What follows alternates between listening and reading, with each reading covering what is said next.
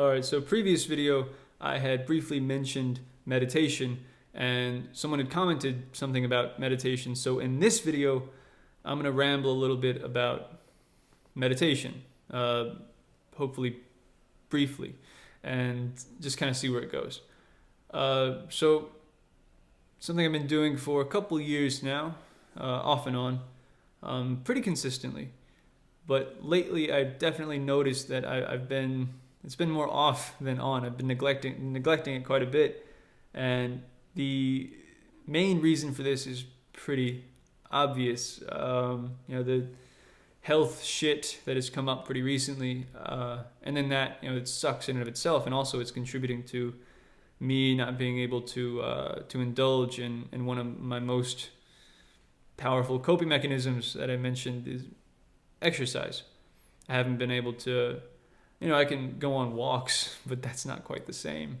So my mind is just not as comfortable of a place to be as it was a little over a week ago. It's not been as good of a place to be, and it's not. I'm not having like suicidal ideation or anything like that, but it's just definitely I'm not having as good of a time. So, it's funny.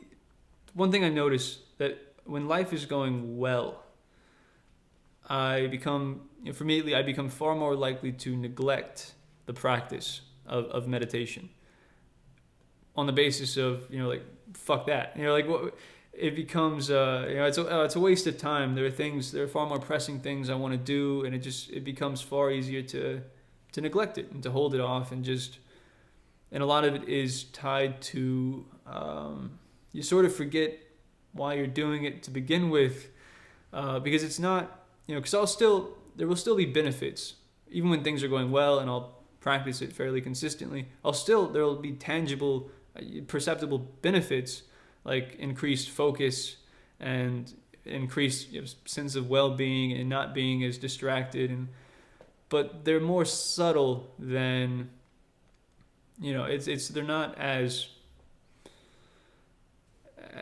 much as they are now. When things are not going so well, you look back and you more clearly recognize the immense potential for value that exists in the practice, and being able to sit with yourself and to digest your thoughts and not be in a constant state of avoiding them, and being able to really just take a bit of time to sit with them and attempt to sift through them and digest them. Because even just, there are different forms of meditation, but even just sitting with yourself in silence with your eyes closed and just seeing where your thoughts go, and just sitting still with yourself in silence, even that can be just very valuable in comparison to not having anything at all. Because for many of us, we're just in a perpetual state of distraction. We're just constantly jumping from one distraction to the next, and when we are sitting with our thoughts, it's easy to get caught in these loops, and it's not like our thoughts are a lot of it's just bullshit. A lot of it's just recycled bullshit, and it takes a while to sift through that, and that's why many people early on will say, well fuck this, I'm not even no benefits, or I haven't noticed any, and I've been doing it for a little while now. But it's one of the reasons as to why it takes a while to sift through the nonsense of, and one other reason is because it's fucking uncomfortable, especially if you're dealing with shit. It's not again, different forms of it, but if you're just sitting alone in silence with yourself, like, of course that's gonna be fucking uncomfortable if you're having a hard time with your mental health, and people for that reason will just avoid it, and in those cases, it's definitely better to start with other forms rather than, like, for me, I mentioned in that comment, for me, I noticed that one of the most, and I still do it, like, I'll still find myself doing it when I'm going on walks or when I'm just, and I guess that can sort of be, it's different though, but just bringing your attention back to your natural breathing pattern and deriving a sense of, I use the word, anchoring. It feels as though you have this consistently renewable reference point, something that you can easily continuously fall back on, as long as you're not having to focus really hard on something else. You can just keep bringing your focus, your attention back to this present moment through the breath. And that's why the breath is the common, the popular thing that people say, yeah, focus on that.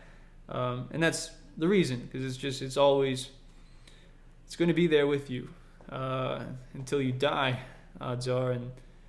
And it's strange how it can function as this sense of anchoring, to keep you from being dragged away by your thoughts, to, especially in those moments of fear and panic. Again, leading up to my surgery, I was not and that's one of the things that helped me keep from having a panic attack, because my mind was going through some pretty, like the idea of them fucking up severely and mutilating me indefinitely. That was there, and then maybe I won't wake up. Maybe they'll give me a wrong dose and fucking kill me. And there are a lot of things, and it's funny how something as simple as the natural pattern of your breath can be such a, it's hard to describe. It can be a very comforting sort of, again, anchor to fall back on.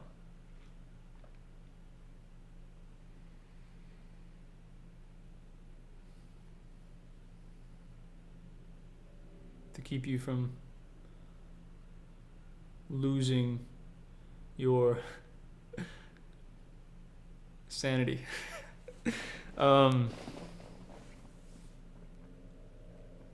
And life is going to, that's the thing. If you're not able to recognize that life is a very horrific, scary, difficult sort of thing, it's not because it isn't.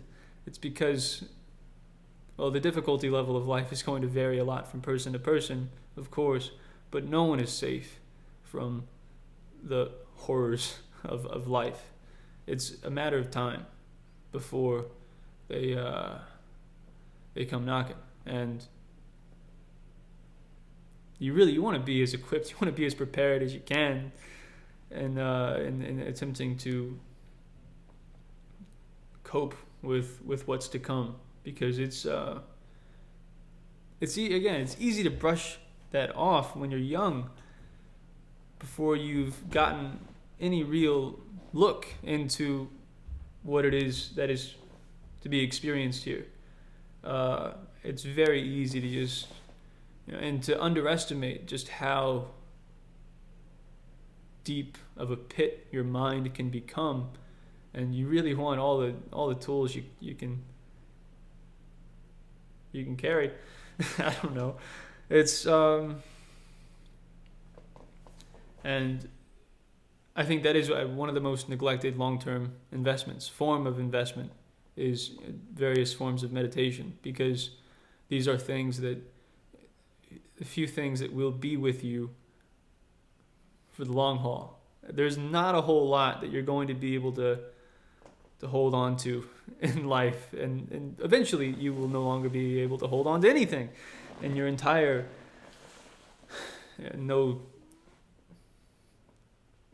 but there are some things that are going to be far less reliable than others. And again, it's strange just how much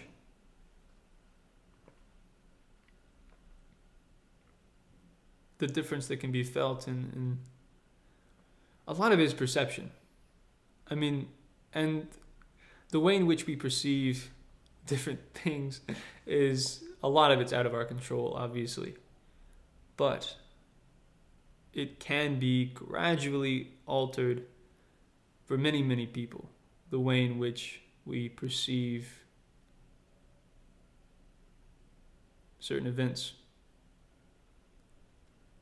And meditation can be one of the most valuable tools in altering that perception in ways that are quite a bit better than they otherwise would be. I don't know.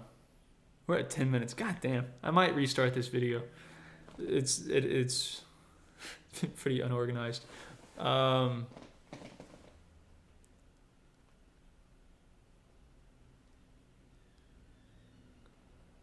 But yeah.